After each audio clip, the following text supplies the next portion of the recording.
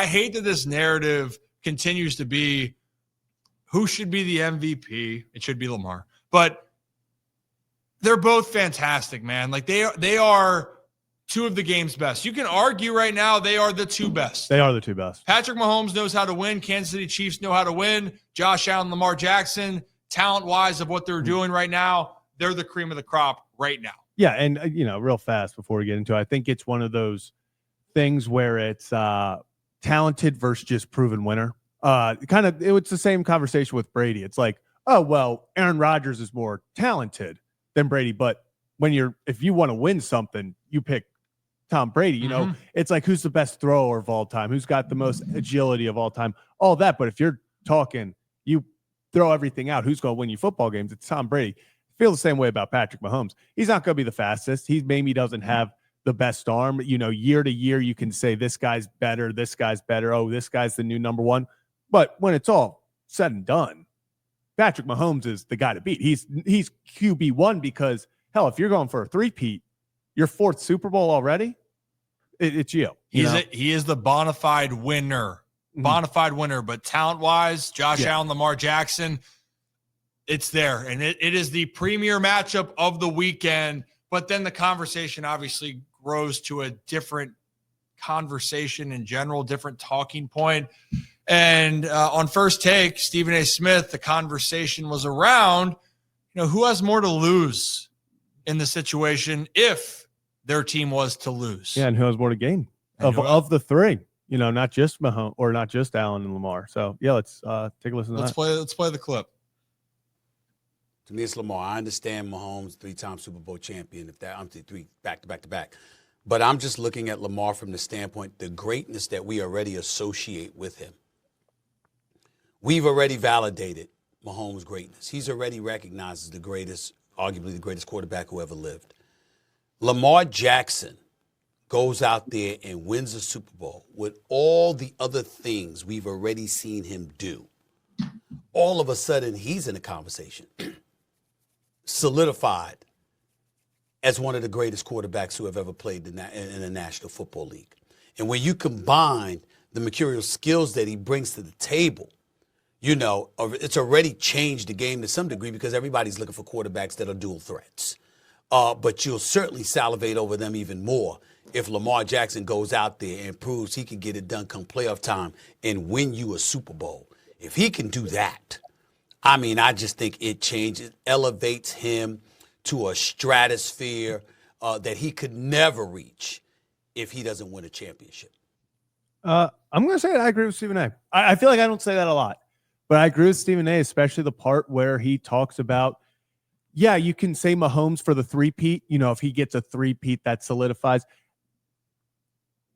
Whether he gets the three-peat or not, he's in that greatest of all time conversation. Oh, yeah. It's going to be Mahomes is always going to be in that from now on because of what he's already done at such a young age. Lamar does get the most to gain from this because what's the one thing that everyone says about Lamar? Can't win the big one. Oh, out of this world talent, unreal talent. The greatest to ever do it, can't win the big one. If he gets that big one, everything's out the window. He now enters that. Is he one of the greatest of all times? He steps into that, whereas Mahomes, I think, is already there, whether he wins it or not. Yeah, and the other part, too, is that the perception, the narrative that's around the quarterbacks. To your point, Patrick Mahomes, doesn't matter what happens to him this year, the next year, the following year. Hell, if the Chiefs don't win another Super Bowl, Patrick Mahomes, his legacy might go away from being the greatest of all time. He's going to go down as still being one of the all-time greats, just off of the track record of what the Chiefs have done since he has taken over as the starting quarterback. On the other side of it, though, yes, Lamar has the hardware for 2 MVPs. He has led the Ravens to 2 number 1 seeds. And again, they're back in the postseason with an opportunity to try to get to the Super Bowl. But that's not what people are talking about, Zach. No. And in the other case, Josh Allen, people talk about how good of a playoff performer he is and that Lamar isn't. And I understand. Lamar has even said in the past he needs to calm himself down in the postseason. And he's had moments where, let's just face it, it was not the MVP like Lamar. Yeah. We saw those moments. We've seen those moments. doesn't mean it's not there. But for Josh Allen, people go, wait a minute, just Josh is unbelievable. He's spectacular. The Bills haven't gone to a Super Bowl during this time either, right? But that's not the narrative that's being thrown out there. The narrative is that Josh Allen, he's playing against the Chiefs, and if they lose to the champs, it's okay. For Lamar Jackson, it doesn't matter if he plays the Bills. It doesn't matter if he plays the Chiefs. He's got to beat all of them. And then he's got to get to the Super Bowl, and he's got to win the Super Bowl. Because if they lose in the Super Bowl, Zach, it goes back to this. He can't get it done. The big game. And that's what Lamar Jackson is going to have to deal with from now until the day he wins the Super Bowl. And I truly do believe once he wins the Super Bowl, I think that this pressure is going to be off. And I wouldn't be surprised if Lamar and the Ravens are able to try to replicate that even on it. Nothing's easy in this league. Yeah. But don't you feel like it would become an easier task? It's not as daunting because of all that negativity. There's not as much pressure. You know, you literally you get to the postseason the next season after you would win it all. There's no more, oh, if he doesn't do it again, oh, he can't win it. Oh, they already won. If they get eliminated in the AFC Championship, if they lose in the divisional round, whatever, it's, oh, they got their ring. Like Lamar already won off year. Someone else had to win it. You know, Lamar wasn't going to do it twice. So it's less pressure, and I think that helps him in that type of situation.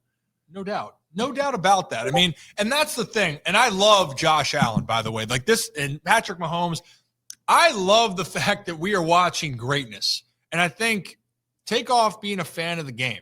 And I even say that, Zach, when I played baseball, and people are going, wait a minute, Ryan, you're not you're rooting for other guys. Well, I appreciate greatness in any sport. In anything that you do, you appreciate the greatness. And for Lamar Jackson, Josh Allen, Patrick Mahomes, we're witnessing three of the best quarterbacks that the game has ever seen. Whatever ends up happening, I think these accolades for what they're going to accomplish is something that people are going to continue to talk about like they did with the likes of the Drew Breeses and the Peyton Mannings and even to the Tom Brady, that whole class, Aaron Rodgers. This is the new era of that. It's not going to be the same as it was, but these guys are really damn good. And unfortunately, Zach, one of these teams is going home. One of these teams, their dream's going to end. But at least for this debate, for who can really help his legacy and who has most to lose, unfortunately, and it's not fair, it's always going to be Lamar Jackson until he is hoisting that Lombardi. So, again, if you're new to the channel, hit that like and subscribe button. Ryan Ripken Show do this live every Monday and Thursday, 3 p.m. to 5 p.m. Eastern Time.